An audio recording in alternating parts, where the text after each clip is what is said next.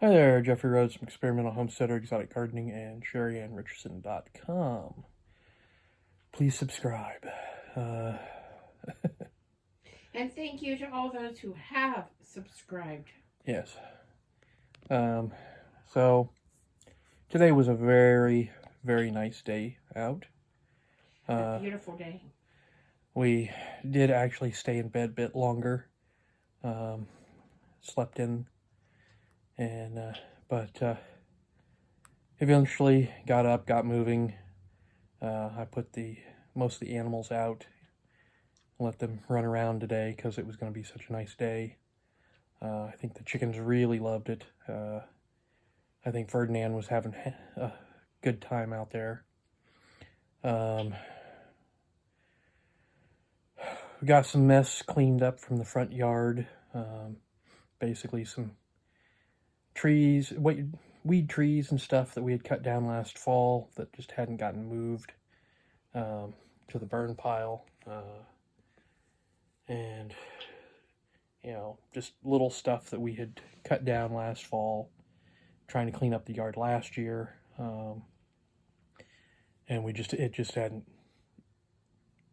made it into the burn pile, so I finally got it moved. It's out of the way. We've got some of the, what was that, native grass? Or what were those that we were just taking down, the dry? Weeds that have overtaken my garden because I thought the one was something that we were actually, that would come back and was something we wanted. The dry, tall stuff.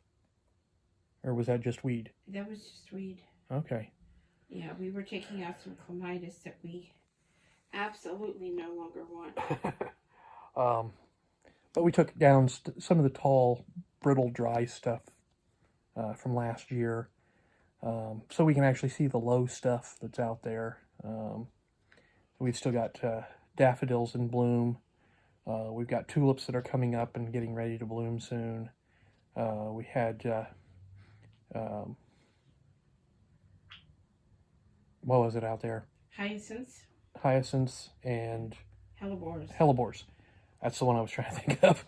We got a whole bunch of hellebores out there that are in bloom and looking really nice. But in past years, we haven't been able to see very well because of all the weeds and the little trees and the neglect.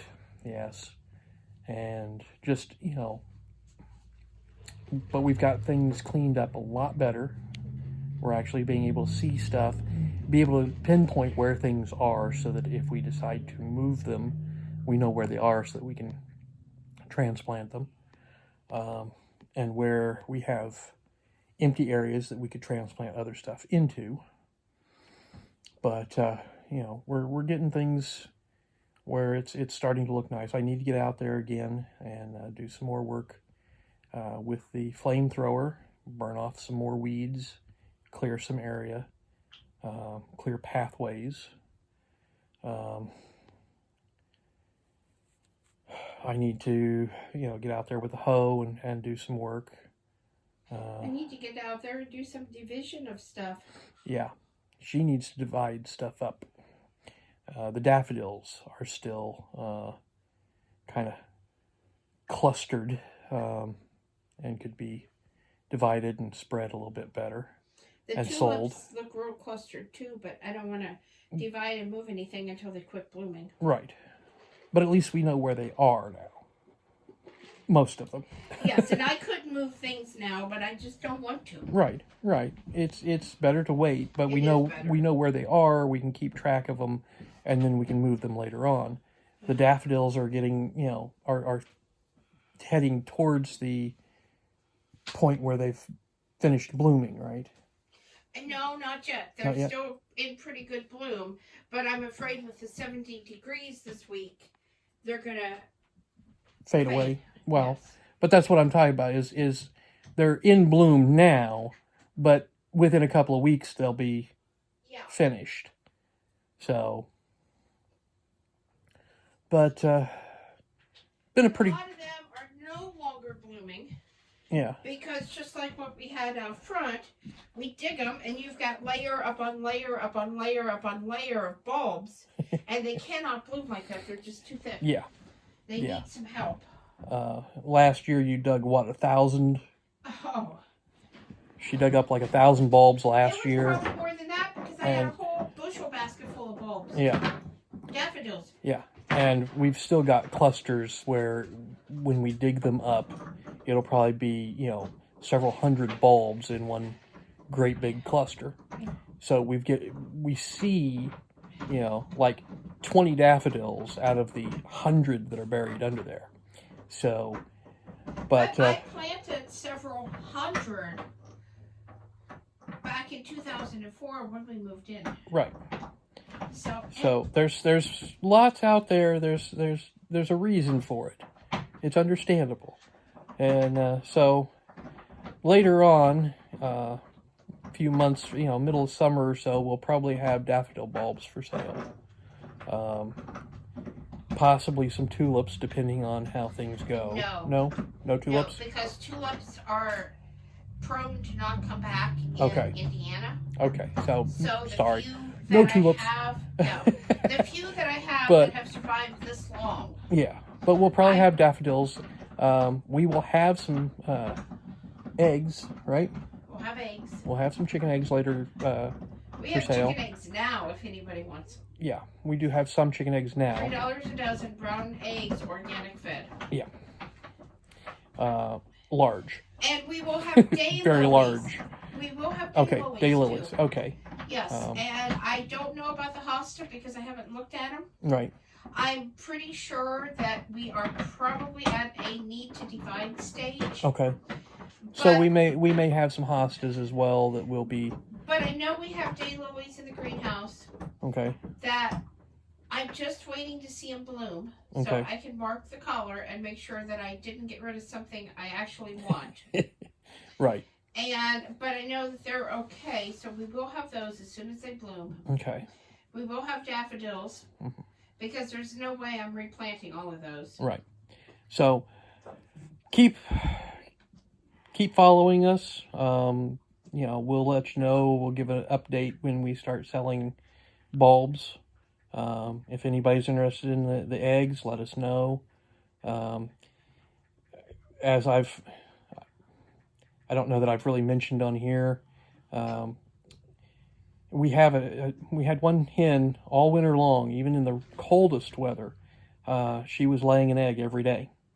I don't know, she's been a real good hen and just, and I'm not even positive which hen it is that keeps laying. But we've got others, we've only got 5 hens, but the others have started to lay now. And some of the eggs, we've got extra large egg cartons, and the cartons won't close around these eggs. They are that big. It's amazing. They are organic fed, and when I talk about on the blog using the Purina organic poultry food, that is what we use to this day. Yeah, and we also let them out and let them free range when we can. During the winter, we keep them pinned in a barn, but they do have plenty of room to move around in the barn. Well, it depends. I like to let them out in the winter if it's not too cold. Well, but this past year, because of situations, it just wasn't safe and secure for them to be outside. Yeah, it was. There were cold spells that were just nasty. So yeah, I didn't really want them out. No. But during the summertime, we let them roam around, and so they do eat some bugs and things like that. But we're still talking primarily organic. We're not feeding them pesticides and nasty chemicals and hormones and all that stuff. It's natural stuff that they're going to get, and you know, I like the eggs a lot better than store-bought eggs. They taste a lot better. I'm happy with them. Like I said, they're great big, you know, and I haven't been noticing double yolks. It's been just great big single yolk. Yeah, because everybody that sees the pictures of them screams double yolk, and they're not. Yeah, they're just big. Yeah. I've been, you know, I mean, these things are almost duck egg sized, you know, almost pushing turkey egg sized eggs, and they're from our chickens. So, I'm tickled with them. So, but anyways, we had a pretty good day today. So, once again, please subscribe. Give us thumbs up, thumbs down, comments below, and we will see everybody tomorrow. Stay safe out there.